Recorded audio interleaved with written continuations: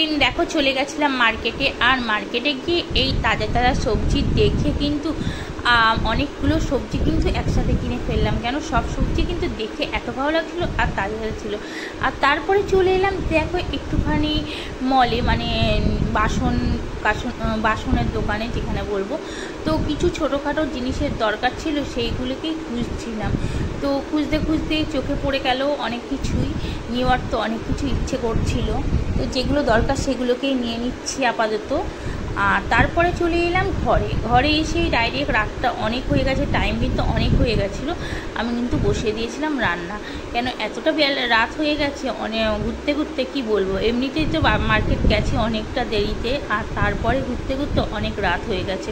এর জন্য এসে আগে কিন্তু রান্নাটা করে নিচ্ছি আর তোমাদের সাথে ভিডিওটাকে শেয়ার করে দিচ্ছি। তোমরা সবাই কেমন আছো অবশ্যই কিন্তু কমেন্টে বলো। আর ভিডিওটা এখানেই শেষ করছি, আবার আসছি নেক্সট ভিডিওর জন্য। Bye bye friend.